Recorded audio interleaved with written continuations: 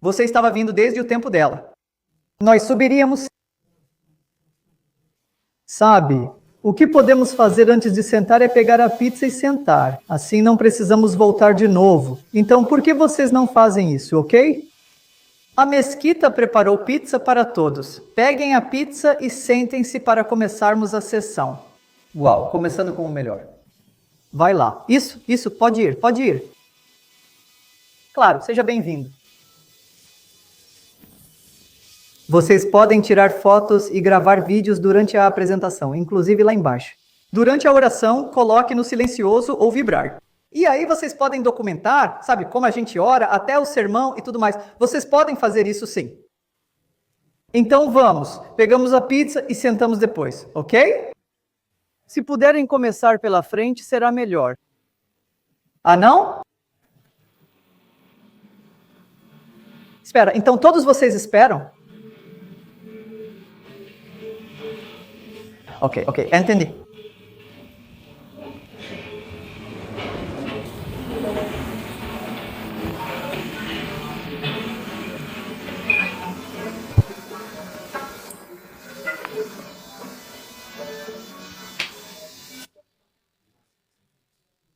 Então eu ouvi o trânsito.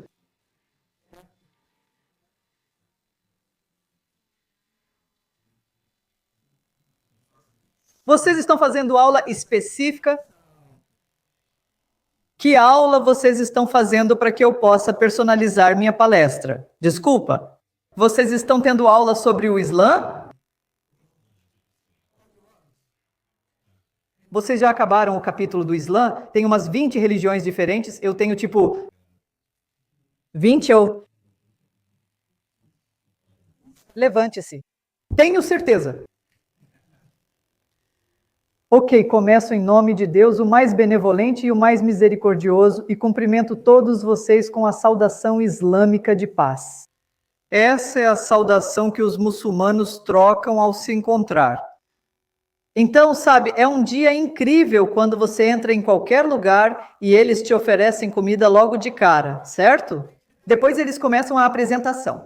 Então, sim, vocês têm sorte que o irmão Mansur e a mesquita trouxeram a pizza. Eles têm a água ali em cima. Bem-vindos ao Centro Comunitário Muslim Community Center, uma das mesquitas mais antigas da região de Chicago. Ela foi fundada por volta de 1982. Antes disso, havia outro local em Kurdzee e mais um entre 1966 e 1968. Então, meu nome é Sabil Ahmed. Então, a mesquita me pediu para vir aqui interagir com vocês e fazer uma breve apresentação, mas principalmente para responder o máximo de perguntas possível. Eu e o irmão Mansur vamos ajudar vocês, dando uma espécie de visita guiada pela mesquita. Então, nosso tempo será organizado assim? Nós temos um tempo bem curto entre agora e o início da oração de sexta-feira. Então, a sexta-feira é o dia mais especial para os muçulmanos. Sabe, assim como nossos amigos judeus têm o sábado, os cristãos têm o domingo. De forma análoga, a sexta-feira é para os muçulmanos. Então, o que acontece na sexta-feira é que todo muçulmano, especialmente todo muçulmano homem, deve deixar o trabalho e a escola e ir até a mesquita para rezar. Em algumas faculdades, há a Associação de Estudantes Muçulmanos, Associação de Estudantes Muçulmanos. Então, eles rezam nos campi e fazem a oração em grupo lá. De qualquer forma, todo muçulmano homem deve vir rezar na mesquita. Então, por esse motivo, quando você descer, vai ter 1000 muçulmanos lá, certo? É um grande salão, 1000 muçulmanos. Lembre-se onde deixa seus sapatos para recuperá-los depois. Certo, porque ao entrar, temos que deixar nossos sapatos, pois oramos no tapete. Ok, então quantos de vocês já estiveram em uma mesquita antes? Ah, alguns de vocês, né? Uau, legal.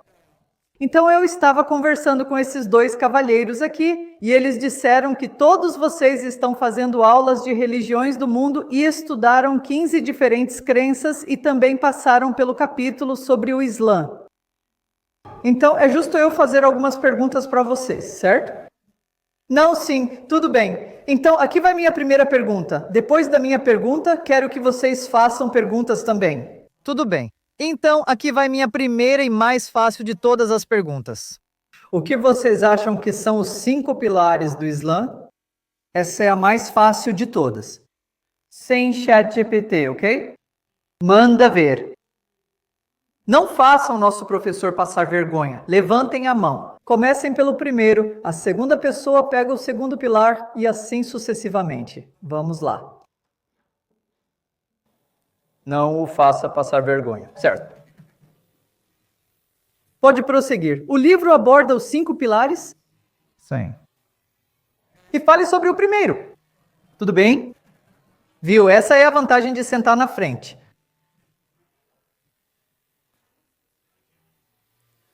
Existe o zakat, que são suas doações.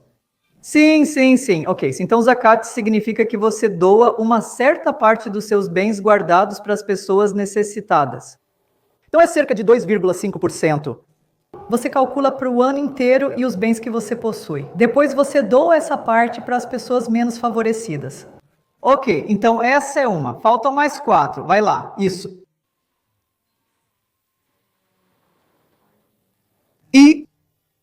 Sim. E então terminamos no último mês, fizemos isso, não estávamos comendo pizza.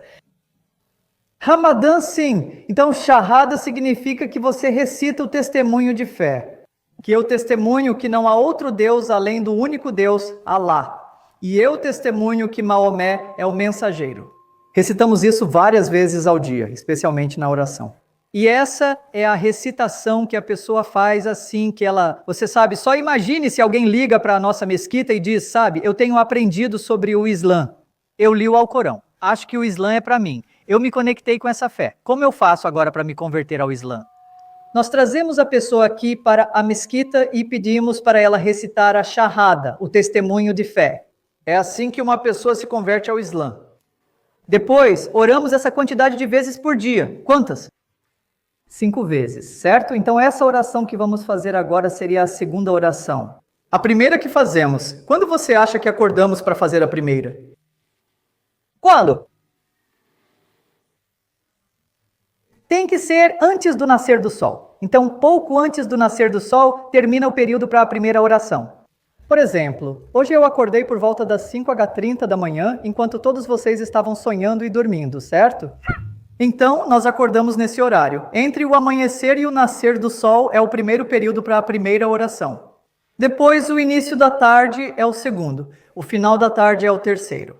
Logo após o pôr do sol é a quarta. E a quinta, quando escurece, antes de irmos dormir. Certo, então no mês do Ramadã nós jejuamos durante todo o mês. Sem comida, água ou intimidade conjugal, do amanhecer ao pôr do sol. Então, o jejum não é só se abster de comida e água. Abster-se de práticas que não deveríamos realizar. Cortar as pessoas no trânsito, desrespeitar os pais, mentir, falar mal dos outros e tratar mal os vizinhos, certo? Tudo isso que não deveríamos fazer de qualquer jeito.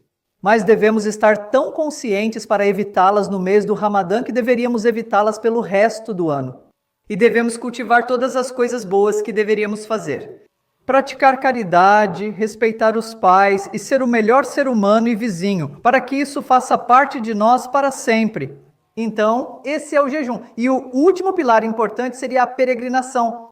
Então, onde você acha que os muçulmanos vão para a peregrinação? Pelo menos uma vez na vida. Qual cidade, país e continente? Meca. Meca, ok. Qual o país? É Índia, Paquistão?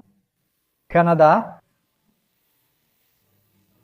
Tudo bem, você me deixou feliz, ok? Arábia Saudita. Certo, então Ásia, né? Beleza. Então esses são os 5 pilares. Agora, o que eu decidi, sabe? Quando temos tantos grupos maravilhosos e incríveis como vocês, eu decido que não é justo eu dar uma palestra enquanto vocês estão dormindo. É importante que vocês façam perguntas com base no livro que estão lendo, com base na prova que pode estar chegando, tudo bem? Com base no que vocês veem por aí, com base no que querem saber sobre a fé islâmica, a fé que é praticada por aproximadamente 2 bilhões de pessoas ao redor do mundo. Esse é um número grande, certo? É um número grande, tipo, 1 em cada 4 pessoas no mundo segue a fé islâmica. Existem 57 países de maioria muçulmana no mundo. Então, qual país você acha que tem a maior população muçulmana de todos os países do mundo? Qual você acha que seria? É a Malásia? Indonésia? Sim, ao lado da Malásia. É o país muçulmano mais populoso do mundo. E depois vem, você sabe, o Paquistão, depois a Índia, Bangladesh, Egito, sabe, nessa ordem. Então, novamente, o ponto é que há mais muçulmanos no Extremo Oriente do que no Oriente Médio. Sim. Tudo bem, então vá em frente, quero abrir para perguntas. Na sessão de perguntas, posso falar mais sobre teologia, história, o Alcorão e o profeta Maomé, que a paz esteja com ele. Quero abrir para vocês, podem começar. Levantem a mão, então podemos seguir nessa ordem, inshallah.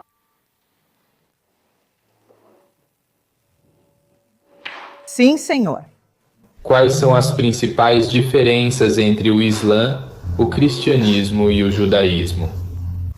Muito bom. Normalmente, quando as pessoas perguntam quais são as principais diferenças entre o Islã, o judaísmo e o cristianismo, eu começo pelas semelhanças.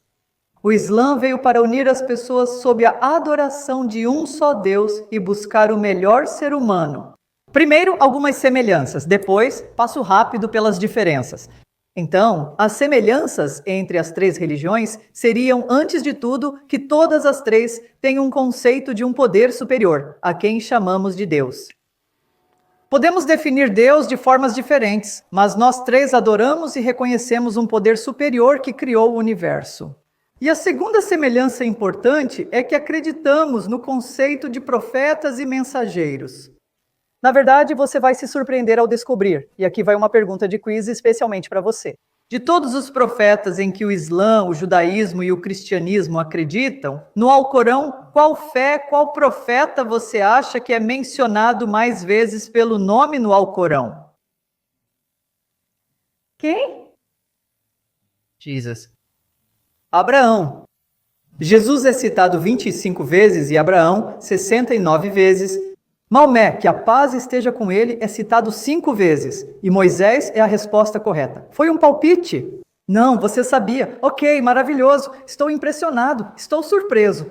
Então Moisés é mencionado 136 vezes no Alcorão. Mas que qualquer profeta, quase toda página que você lê tem Moisés, certo? Sua mensagem, milagres, povo e conquistas, certo? O profeta Moisés está lá. Então essa é a segunda semelhança.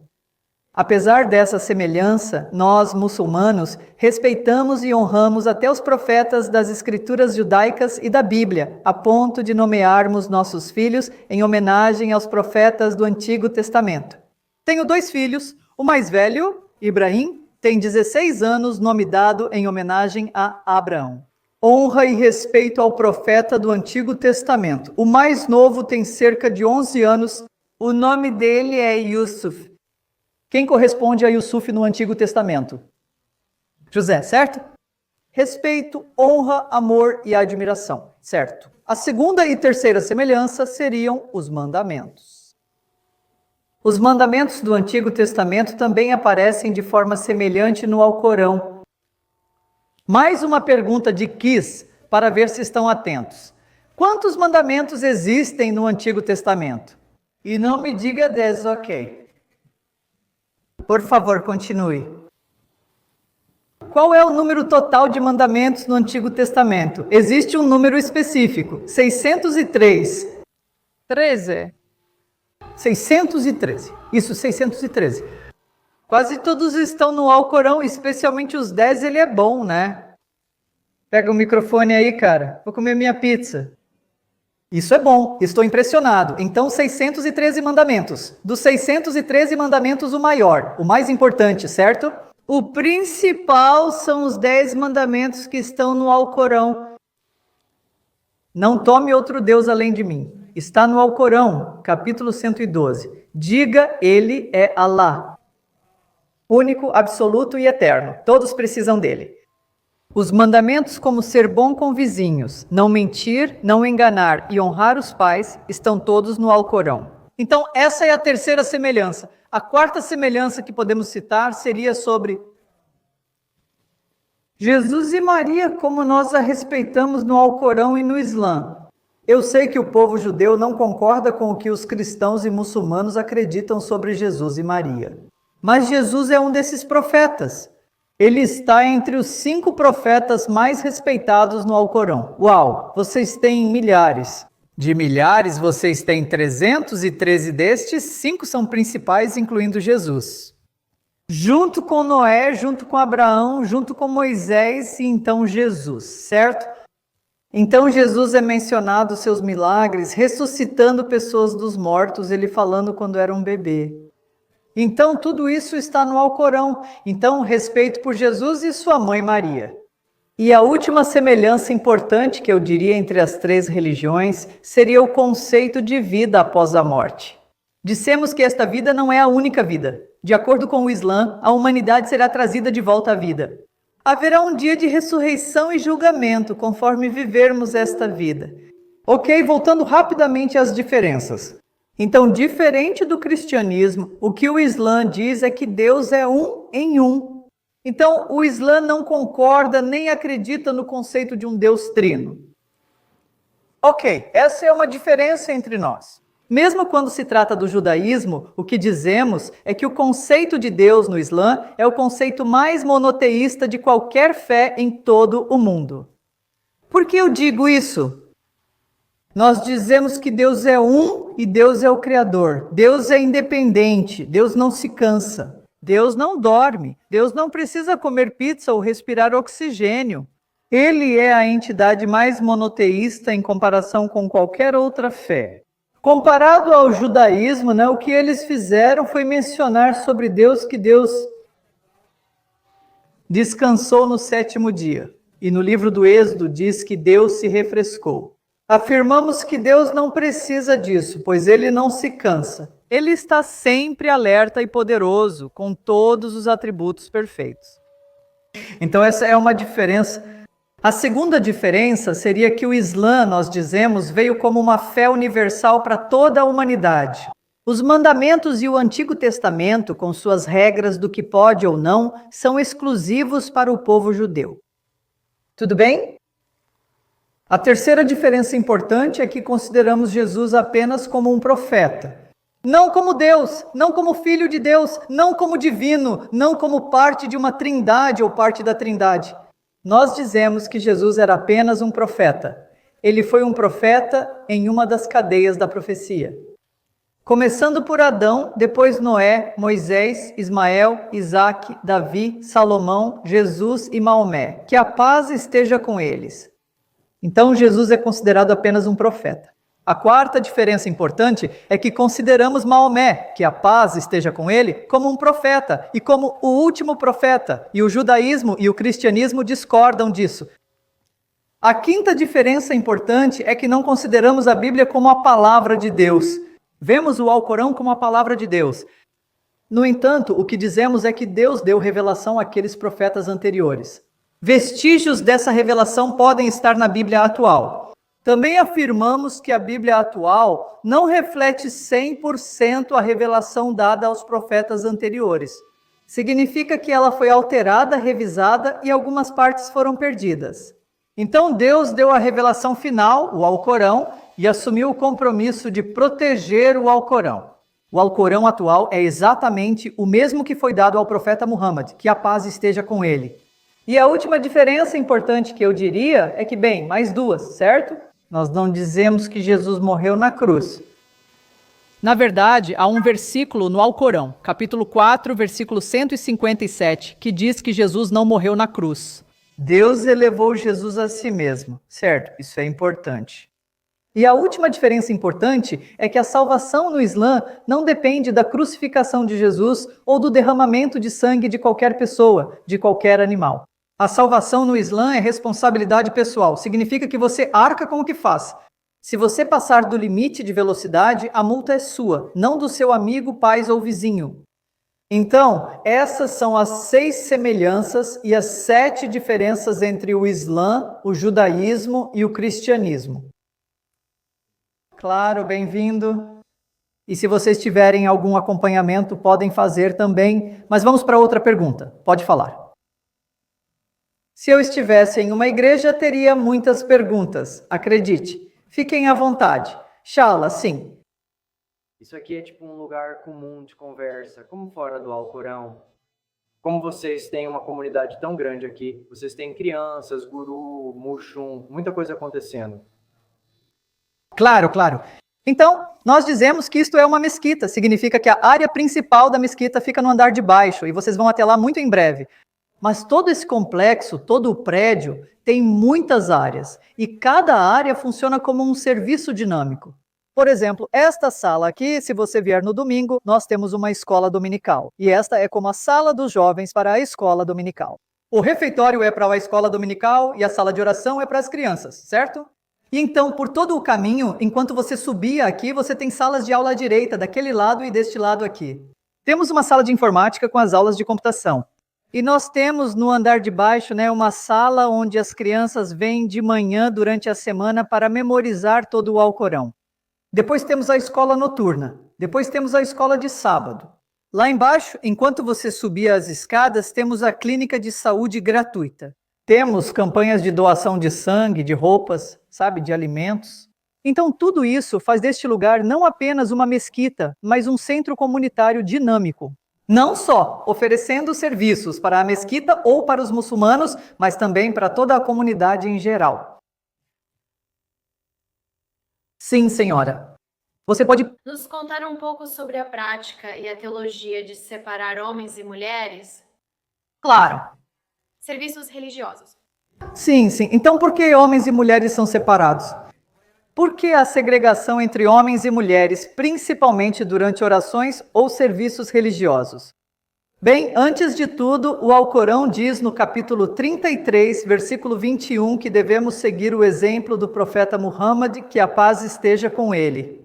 Isso significa que ele é o modelo a ser seguido. Então, quando se trata do Islã, o Islã tem duas fontes. Uma é o Alcorão, que dizemos ser a palavra de Deus. E a segunda são os ensinamentos e o exemplo do profeta Maomé, que a paz esteja com ele, certo? Primeiro ao Alcorão, depois a Sunna, o exemplo. Ambos se combinam para nos dar as leis islâmicas, a orientação e a direção. Agora, então, Muhammad, que a paz esteja com ele, em sua mesquita, costumava ter homens orando na frente, ele liderando a oração na frente como o imã, e atrás ficavam as crianças, e depois das crianças vinham as mulheres e meninas. Nos serviços religiosos de Muhammad, que a paz esteja com ele, havia segregação e separação. Alguns estudiosos podem afirmar que segregação e separação têm certa lógica. E esse é um motivo para isso. Vocês sabem, a maneira como oramos, quantos de vocês já viram a oração muçulmana? Se não, pessoalmente na mesquita, talvez vocês tenham visto isso nas redes sociais. Eu espero, A maneira como oramos é assim, você tem o imame na frente. E então você tem fileiras e mais fileiras no tapete e nós, muçulmanos, começamos pela primeira fileira e ficamos literalmente ombro a ombro. Literalmente encostando nossos ombros e nossos pés. Então nós preenchemos a primeira fileira. Depois repetimos com a segunda fileira e vamos voltando. Ou seja, tocamos uns aos outros ombro a ombro. Não imagine, quero dizer, eu tenho uma filha, certo? Eu tenho uma filha. Suponha que eu esteja orando e ao meu lado esteja minha esposa comigo e minha filha ao lado de mim e ao lado dela. Estaria uma pessoa estranha tocando nela, certo? Eu não ficaria confortável. Ela não vai se sentir confortável, pois na oração nosso foco deve ser só em Deus, não em quem está ao lado. Essa pode ser uma razão. A segunda razão pode ser que, você sabe, quando oramos, temos diferentes ações, diferentes prostrações e inclinações. Então não seria modesto se as mulheres estivessem na frente, se curvando, e os homens olhando para as costas delas. Não é confortável nem modesto, principalmente em um local de adoração. Por isso, prefiro evitar essas situações. Talvez esteja na sabedoria de Deus para manter a pureza de uma mesquita, ele mencionou que os homens ficam na frente e as mulheres atrás.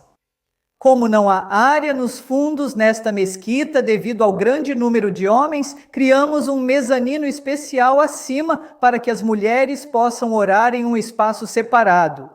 Se você perguntar a qualquer muçulmana, qualquer mulher, qualquer moça, como elas se sentem sobre a separação, elas dizem, sabe, nós gostamos da nossa privacidade, gostamos da nossa zona de conforto lá em cima, certo? Podemos ficar sozinhas, elas gostam. Elas vão gostar, certo? Mas, de novo, a mesquita não é o único lugar onde existe uma separação assim. Se você for a uma igreja ortodoxa grega, há uma segregação, há uma separação. Mesmo se você for a uma sinagoga judaica ortodoxa, há uma separação. Por esse motivo, pureza do pensamento, e você sabe, cada gênero tem seu espaço para orar, e no fim seguimos o exemplo do profeta Muhammad, que a paz esteja com ele. Boa pergunta, boa observação. Então, o que vai acontecer é o seguinte: os homens aqui vão me seguir e nós vamos para a área dos homens, onde oramos, e as mulheres aqui vão subir as escadas e alguém pode acompanhá-las lá em cima, onde vocês podem se sentar, podem se lavar e observar o sermão e depois a oração. Vocês podem observar de lá, do lado de vocês. Acho que você tinha uma pergunta, certo? Alguém mais tinha uma pergunta aqui. Pode continuar com as perguntas, senhor. Vou só conferir o horário. Você pode descrever como é um funeral no altar muçulmano? Sim, então vai haver quatro pessoas faleceram na comunidade na noite passada, certo? Então, o que acontece é que uma vez que uma pessoa falece, essa pessoa deve ser enterrada em no máximo 3 dias. É preferível que elas sejam enterradas no mesmo dia ou no dia seguinte, se possível. Então, por exemplo, minha mãe faleceu, vamos supor, no domingo à noite. Às 22 horas ela foi enterrada à tarde, no dia seguinte, na segunda-feira. Tão rápido. Então isso é uma coisa importante, certo? A segunda coisa importante é que há o ghusl, ou seja, há um banho ritual que fazemos na pessoa falecida. Então, na mesquita há uma área especial onde isso acontece. Então, as mulheres dão o banho em qualquer mulher que faleceu e os homens fazem o mesmo, especialmente os membros da família que fazem isso. Depois que isso é feito, o corpo no caixão é levado para a frente das pessoas na área da mesquita. E então fazemos a oração fúnebre pelo falecido, pedindo a Deus o perdão dos seus pecados e que lhes conceda o lugar mais alto no paraíso. Depois disso, o caixão é levado para... Temos alguns cemitérios muçulmanos por aqui em Michigan. Talvez haja muitos também, mas há vários por aqui, tipo uns 10 minutos daqui, perto da Peterson com a Western Avenue. Tem o cemitério Rose Hill, que é um cemitério de 200, 300 anos. Então eles são levados para lá e depois são enterrados no chão. Então não existe cremação no Islã. Então, os muçulmanos fazem uma oração rápida lá em cima e depois voltamos para casa. Então, o que acontece de acordo com o Islã é que toda pessoa que falece, a partir de agora até o último dia da terra, segundo o Islã, toda pessoa será ressuscitada de volta à vida em nosso corpo e em nossa alma. E então, de acordo com o Islã, haverá um grande dia do julgamento. Sabe, assim como nosso professor Ki, vai haver não um dia do julgamento, mas uma avaliação, certo? Vocês têm avaliação, certo? Não é um dia do julgamento para eles. E um grande evento, uma avaliação baseada na política de presença, talvez participação, tarefas, testes, provas e talvez algo mais. Nós dizemos que nossa grande avaliação para cada pessoa será no dia do julgamento. E Deus fará isso com base em 2 coisas importantes: qual crença tivemos e quais ações realizamos. Então, de acordo com o Islã, se uma pessoa tem a crença correta, adorando somente um Deus, não adorando ídolos, nem animais, nem seres humanos, nem a criação, mas adorando somente um Deus e fazendo as ações que devemos fazer, vindas do Alcorão, vindas do exemplo de Maomé, que a paz esteja com ele, e se falharmos, nos arrependemos diante de Deus, pedindo perdão. No Islã, ninguém morre por nós. Então, se cumprirmos essa condição, tendo a crença correta e praticando boas ações, a pessoa vai para o paraíso, pela misericórdia de Deus. Por outro lado, assim como em uma sala de aula, se um aluno não segue as instruções, não comparece às aulas, não faz o dever de casa, as provas e os exames, haverá consequências, haverá reprovação, uma nota baixa. Da mesma forma, se uma pessoa rejeita Deus ou comete shirk, shirk significa associar parceiros a Deus. Se uma pessoa faz isso tomando um ser humano como Deus, ou um animal, ou um ídolo, ou qualquer parte da criação, não se arrepende diante de Deus e morre assim, então haverá consequências. O Islã realmente acredita no inferno. Assim, segundo o Islã, paraíso e inferno seriam eternos. Sim, isso é sobre o que fazemos com o corpo morto. Se você tiver tempo hoje, certo? Se você tiver tempo hoje, além de assistir ao sermão e à oração, que dura aproximadamente 10 minutos, o sermão pode durar cerca de 25 minutos e depois vem a oração fúnebre. Então, os 4 caixões seriam trazidos para a frente e os muçulmanos vão se levantar e fazer a oração por eles. Isso em si levaria, digamos, no máximo 5 minutos. Então, da 1h até 1h30 é o sermão, de 1h30 até 1h40 é a oração da tarde. Oração de sexta-feira. Então, depois disso, cerca de 5 a 10 minutos, será a oração fúnebre. Então, esse é o cronograma para hoje. E então, se você tiver tempo, pode voltar aqui de novo. Eu estarei aqui, mais perguntas, mais interação, esta é a sua casa. Ok, mais perguntas, pode fazer. Deixe-me verificar o horário também para isso. Temos tempo, pode perguntar.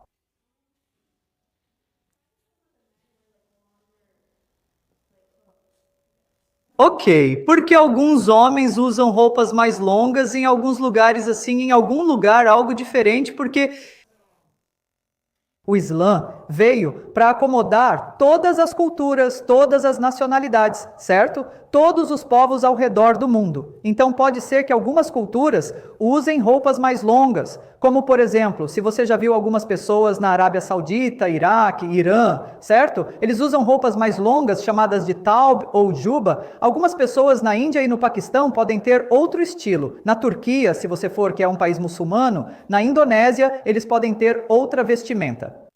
No entanto, o aspecto importante é que todo muçulmano deve se vestir com modéstia, ou seja, devemos cobrir certas partes do corpo. Para as mulheres, elas também devem se vestir com modéstia, especialmente não podem mostrar o pescoço, a parte da frente e o cabelo.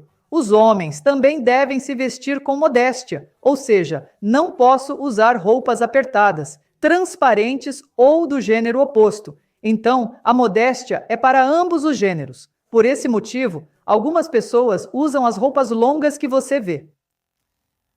Eles também têm a intenção de que o profeta Muhammad, que a paz esteja com ele, em seu tempo usava algo assim, algo longo desse jeito. Então eles têm a intenção de também seguir Muhammad, que a paz esteja com ele. E esse é o motivo. Mais perguntas? Fiquem à vontade sim, irmãos. E tá pulando, essencialmente. Claro, então existe um batismo no porão. Tem uma piscina no porão onde eu levo as pessoas e as mergulho lá?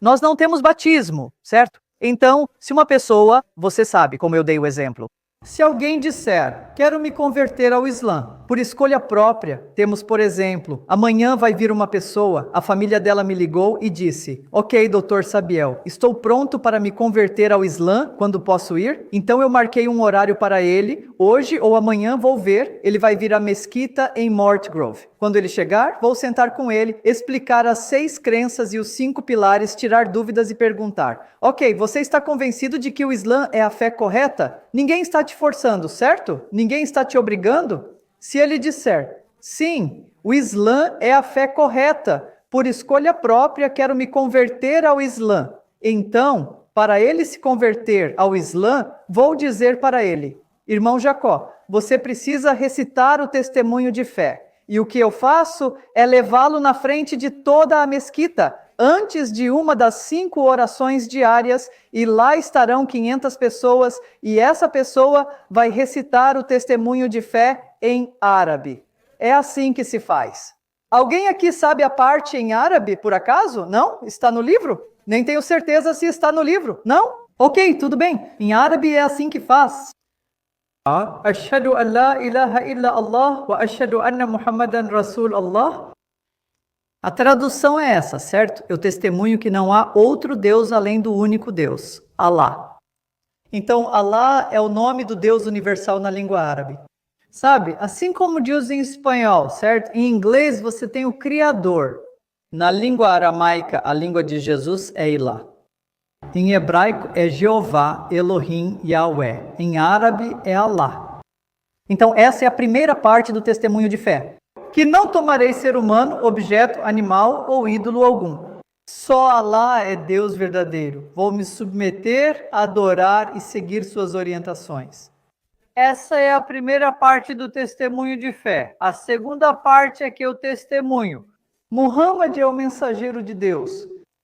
Isso significa que acredito em todos os profetas anteriores a ele. Sejam eles Adão, Noé, Abraão, Ismael, Isaac, Davi, Salomão e Jesus.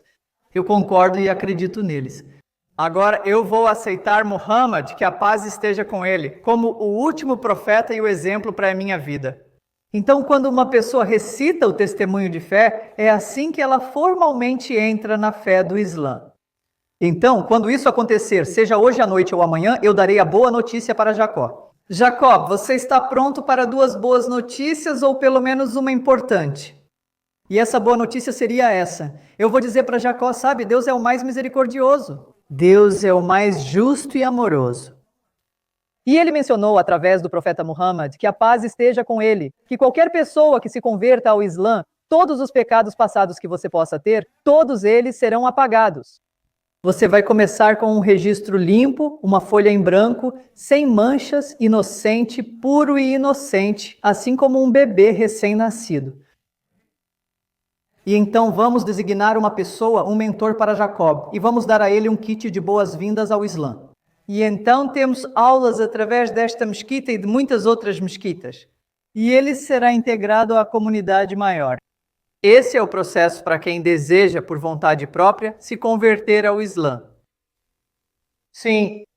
Vamos pegar mais 2 e depois descer, inshallah. Sim.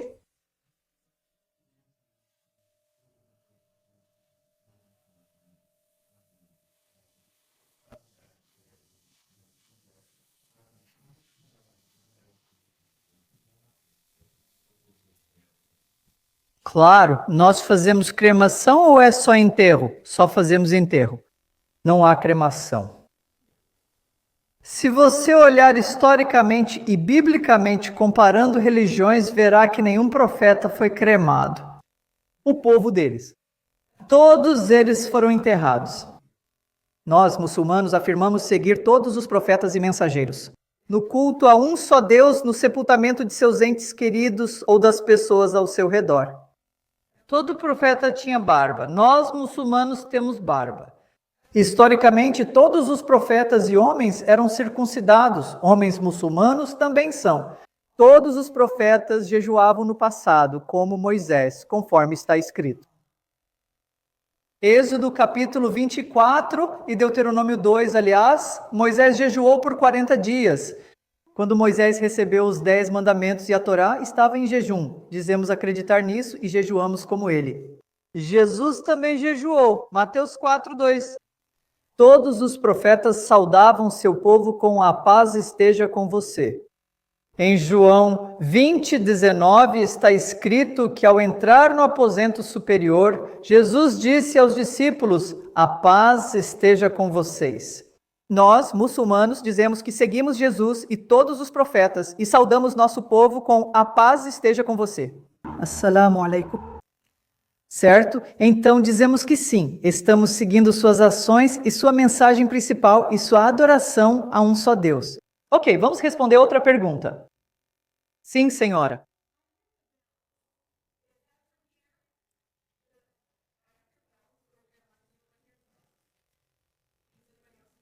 Agora eu perdoo. Tudo bem. Esqueci dos sinos da igreja, mas parecem vir daqui. Podem ser 2 coisas que você está ouvindo, tá? Porque, tem muito barulho, muita gente lá embaixo. E eu acho, já chamaram o azan ou não. Beleza? Então a gente não toca nenhum sino. O que a gente faz é, antes das 5 orações diárias, temos o chamado para oração chamado Adhan, que você vai ouvir muito em breve, certo? em alguns minutos. Talvez os sinos estejam vindo de alguma igreja que fica perto, tipo a 2 quarteirões, 1 quarteirão e meio de distância. Há uma igreja. Me pergunto se estou lá. Ouvindo vibrações, pois escuto quando você fala. Os sinos, aí está. Pode ser um sistema de áudio. Sim. Ok. Vamos nos encontrar em 48 minutos. Não vou contar isso como pergunta. Vamos tentar outra. Ok. Ouvir sinos não é uma pergunta.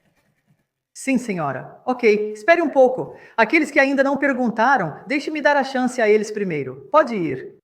Ok, tudo bem, vai em frente. Isso. Então? Na tradição cristã, nós temos diferentes vertentes. Então, existe o catolicismo, depois o protestantismo e muitos ramos diferentes do protestantismo. Então, você pode ter uma grande variedade de crenças, teologias ou como quiser chamar. Fico curiosa para saber se na tradição muçulmana existem diferentes vertentes de crença. Existe uma tradição muçulmana progressista? Existe uma ou é tudo praticamente singular? Como isso funciona? Claro. Então, a pergunta é, dentro do cristianismo e entre os seguidores do cristianismo, há tanta diversidade quando se trata do conceito de Deus, de qual versão da Bíblia usar, de como realizar as missas, todos eles, tantas variações diferentes. O que posso dizer é que os muçulmanos são diversos em suas práticas, mas o Islã é monolítico. O que quero dizer com isso? O Islã é monolítico porque as 6 crenças e os 5 pilares, todo muçulmano ao redor do mundo, nós seguimos rigidamente isso. Eles podem ter um conceito de Deus diferente dos nossos irmãos e irmãs cristãos. Como as testemunhas de Jeová, eles não concordam com você sobre o seu conceito de trindade. Mas todo muçulmano ao redor do mundo, se você perguntar a qualquer muçulmano na Austrália, Irã, Arábia Saudita, em qualquer lugar do mundo, eles diriam que todos seguimos o monoteísmo absoluto. Os muçulmanos estão unidos nos fundamentos da fé. Em segundo lugar, se você olhar para o Alcorão, existe apenas uma versão do Alcorão em qualquer lugar do mundo inteiro. Se você pegar uma cópia daqui, ou em Michigan, ou na Malásia, Indonésia, África, América do Sul, será exatamente o mesmo Alcorão na língua árabe. Comparado com nossos amigos cristãos, eles podem ter diferentes versões da Bíblia. Protestantes têm 66 livros católicos, 73, e ortodoxos gregos, 78, certo? E os cristãos sírios e coptas têm suas próprias versões. Existem diferentes versões dos Salmos, como 61, 65 e 81, enquanto os muçulmanos seguem uma única versão do Alcorão. A maneira como os muçulmanos rezam, se você for a qualquer mesquita em qualquer lugar do mundo, nós nos voltamos para a mesma direção, que é a direção de Meca. Todo muçulmano ao redor do mundo. E todo muçulmano nós nos levantamos, recitamos o primeiro capítulo do Alcorão, nos curvamos, nos prostramos. Todo muçulmano ao redor do mundo faz isso. Monolítico. Comparado aos nossos amigos cristãos, eu já estive em muitas igrejas. Cada missa e ritual de oração são diferentes. Por fim, Muhammad, que a paz esteja com ele, é reconhecido por todos os muçulmanos como profeta e ser humano. Ele é o último profeta, mas nossos amigos cristãos podem discordar sobre quem foi Jesus. Alguns dizem que ele é apenas Deus, como as testemunhas de Jeová. Alguns unitários dizem que ele é apenas um profeta.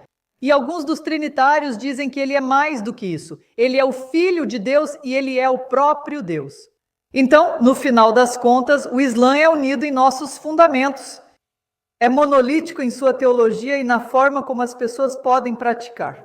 Pode ser um pouco diferente, mas todos queremos seguir o Alcorão. E na Suna, o exemplo de Maomé, que a paz esteja com ele. Já acabou ou dá para mais uma? Ok, vamos deixar o melhor para o final. E você tinha uma pergunta.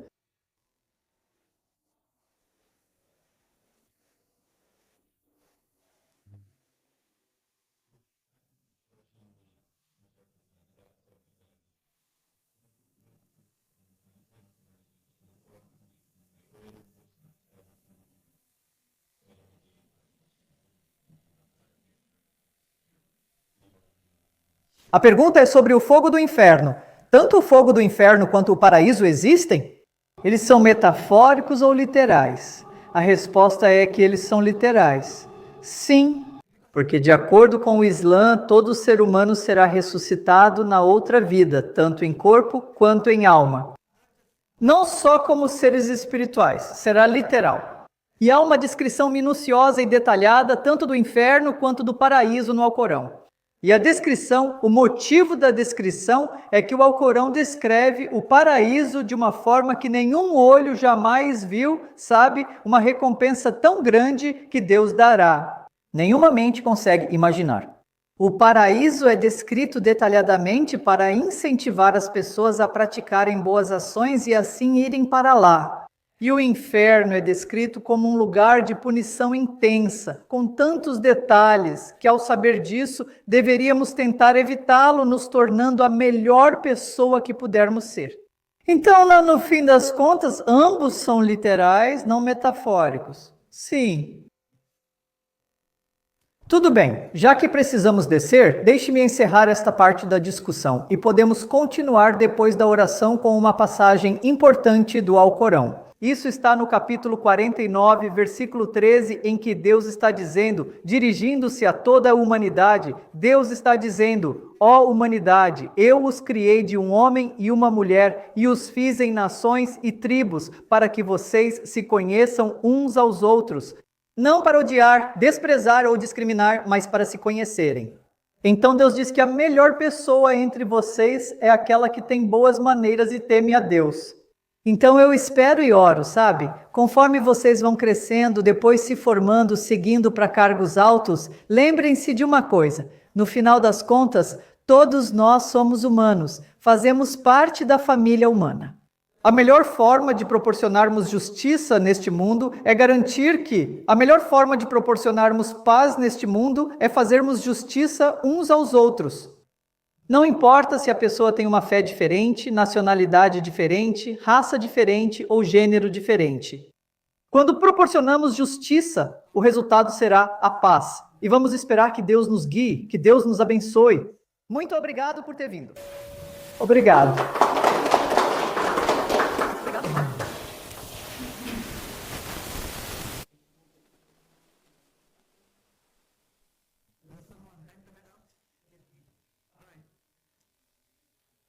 Claro, então vamos segui-los, vamos descer.